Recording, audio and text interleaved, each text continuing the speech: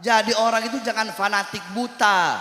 Fanatik buta itu pinter ngomong, tapi nutup mata, nutup telinga. Itu orang goblok namanya itu.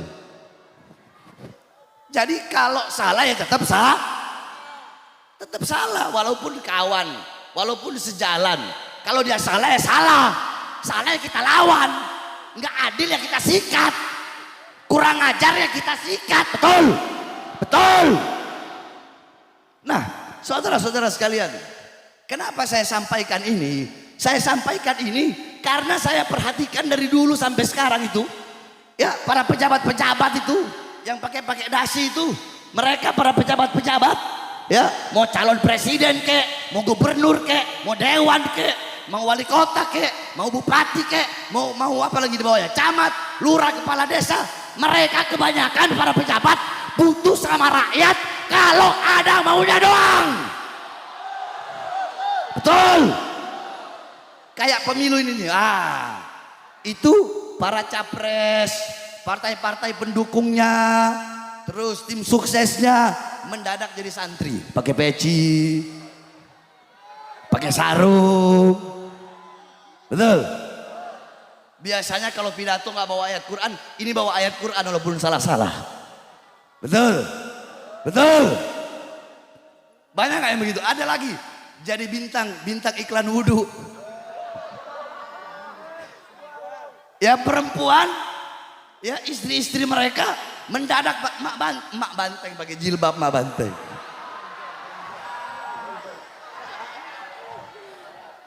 Mendadak yang perempuan jadi santriwati.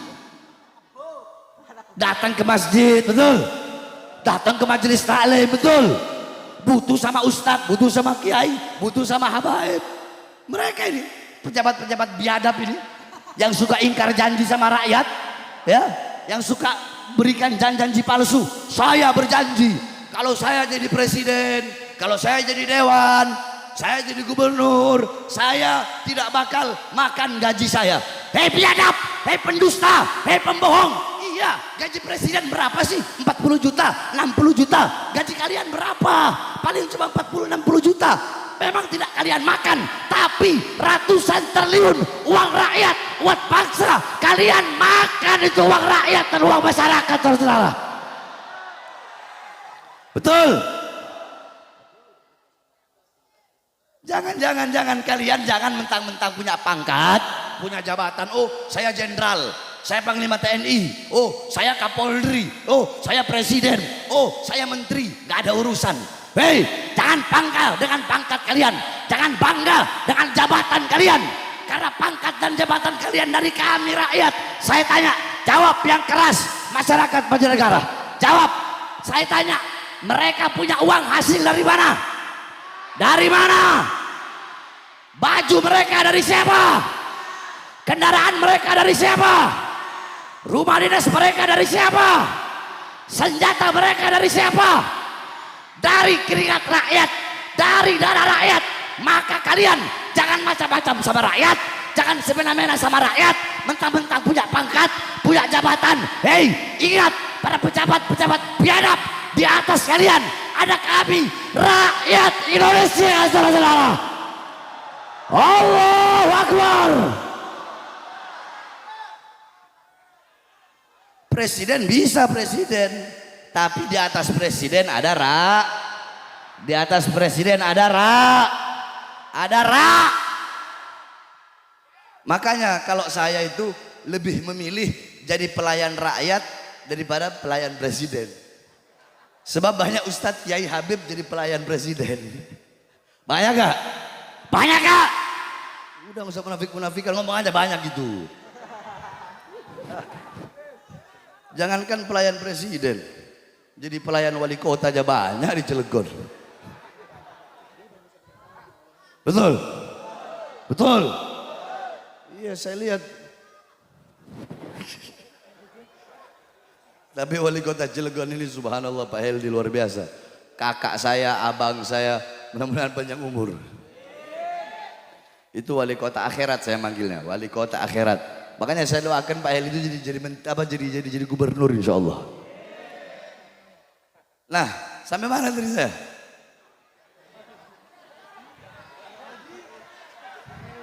Iya, jadi pejabat sekarang itu butuh sama rakyat kalau ada maunya dong.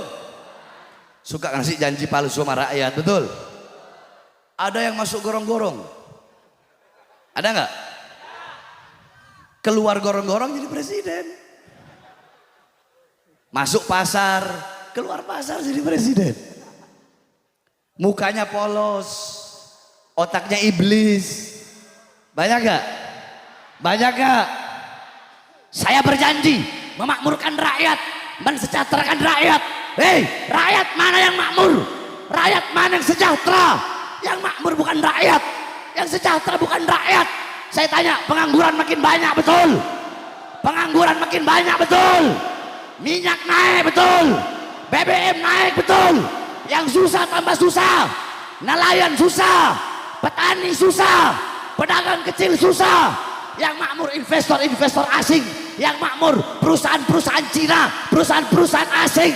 Kita rakyat, kita masyarakat, kita pribumi Indonesia menjadi budak dan dijajah oleh negara dan pemerintah kita sendiri, saudara-saudara.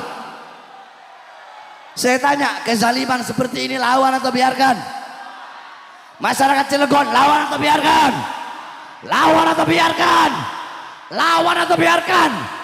Ketidakadilan lawan atau biarkan? Lawan atau biarkan?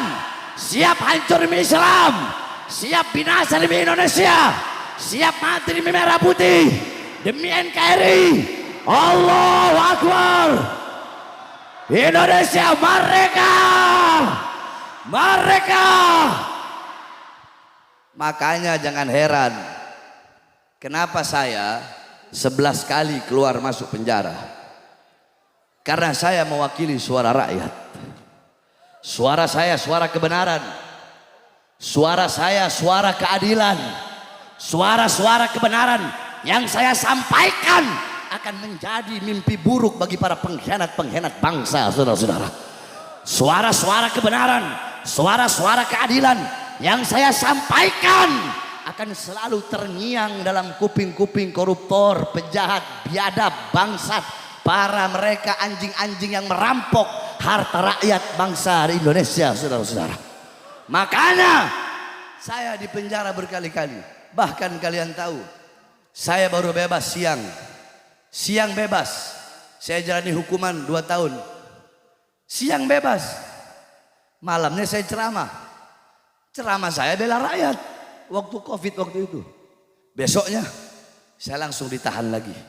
Bukan hanya ditahan, tetapi dibawa ke Nusa Kambangan, penjara di tengah laut. Tangan saya diborgol, saudara-saudara. Dari borgol tangan terputar nyambung di borgol perut saya. Dari borgol perut nyambung sampai ke kaki. Kaki, perut dan tangan saya diborgol. Saya dibikin seperti penjahat besar. Saya tanya, saya penjahat? Saya penjahat? Saya koruptor?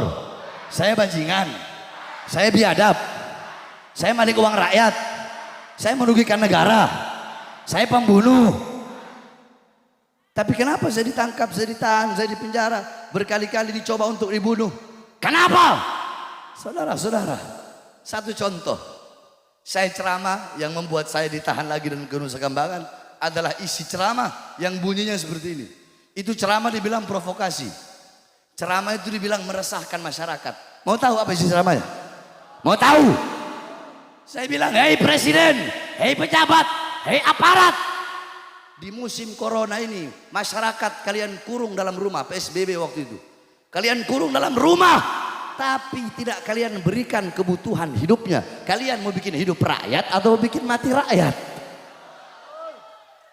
Itu katanya provokasi. Ayo di sini semua masyarakat, saya tanya, itu provokasi? Provokasi? Provokasi? Nah, saya tanya, itu meresahkan? Meresahkan? Meresahkan? Di situ pembelaan atau provokasi? Yang keras? Apa itu? Saya sampaikan dalam ceramah saya itu, hei presiden, hei pejabat, hei aparat. Berapa banyak pengangguran-pengangguran di Indonesia pada musim corona ini, tapi tenaga kerja dari Cina terus kalian kirim di masa corona, kalian kirim ke daerah Sulawesi Morowali. Itu provokasi. Provokasi. Meresahkan. Terus apa itu? Apa itu? Apa itu? Yang ketiga saya bilang, hei presiden, hei pejabat, hei aparat, warung-warung kecil milik rakyat, milik pribumi Indonesia, usaha-usaha kecil mereka kalian paksa tutup di masa corona, tapi mal-mal perusahaan-perusahaan asing tetap buka di depan mata kalian. Saya tanya, itu provokasi? Itu meresahkan? Terus yang goblok saya atau mereka? Yang goblok siapa? Yang tolol siapa? Yang bodoh siapa? Yang nggak sekolah siapa?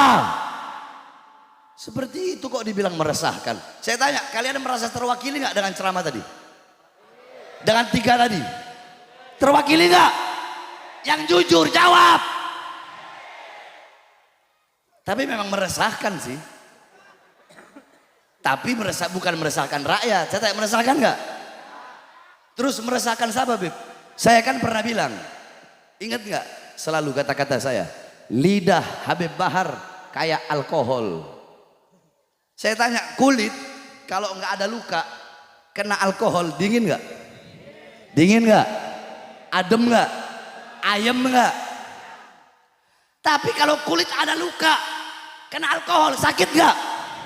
Sakit nggak? Perih nggak?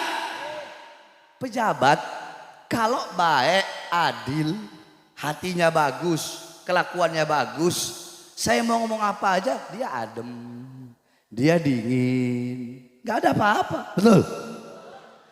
Tapi kalau ada pejabat dengar ceramah saya kelojotan, berarti hatinya penuh dengan luka itu. Hatinya nggak bener, hatinya rusak, pengkhianat bangsa, penjahat, biadab. Nah itu mereka itu. Ceramah memang meresahkan, tapi meresahkan mereka, saudara-saudara. Tapi saya nggak ada urusan. Saya sekarang ini, dari dulu bahkan sampai sekarang saya sudah nggak peduli. Mau dipenjara kek, mau dibunuh kek, saya udah nggak peduli. Kenapa? Terlalu banyak saya melihat ketidakadilan di negara kita, saudara-saudara. Kita ditindas oleh mereka, kita dijajah secara tidak langsung. Pahlawan zaman dulu lihat gimana geger Cilegon. Saya tanya para pahlawan-pahlawan, perang geger Cilegon, perang Serang, perang ini, perang itu. Para pahlawan ngusir siapa? Penjajah. Para pahlawan ngusir siapa? Penjajah. Pahlawan zaman dulu mereka mengusir penjajah dari Indonesia. Kalau pejabat sekarang mereka mengundang penjajah-penjajah gaya baru. Mereka kalungkan bunga, sedangkan penjajah-penjajah tersebut merampok kekayaan alam yang ada di tanah Indonesia, saudara-saudara. Contoh Krakatau Steel, sekarang bukan punya Indonesia itu. Betul? Betul? Makanya itulah bedanya para pahlawan dan para pejabat sekarang. Makanya saya udah nggak peduli. Kalian mau penjarain lagi bodoh amat, silahkan. Mau bunuh saya, nggak ada masalah. Jangankan cuma di penjara, penjara itu kecil, resiko paling kecil demi bangsa, demi rakyat, demi masyarakat, demi kalian, demi umat. Jangankan di penjara, nyawa saya, jiwa saya, darah saya murah harganya, tumpah untuk bangsa dan rakyat Indonesia. Allahu Akbar, Allahu Akbar, Allahu Akbar. Makanya wahai para pemuda-pemuda Cilegon, pemuda-pemudi Cilegon, pemuda-pemudi Bojonegara, kalau besok atau suatu saat nanti saya mati, saya dibunuh, atau saya diracun, atau saya ditembak, atau saya dibikin mati seperti kecelakaan, pokoknya kalau saya mati, kalau saya tiada, kalau saya wafat, berjanjilah kalian jangan pernah kalian padamkan api-api perjuangan yang selama ini saya nyalakan, saudara-saudara. Siap lanjutkan perjuangan, siap lanjutkan perjuangan, siap lanjutkan perjuangan. Allah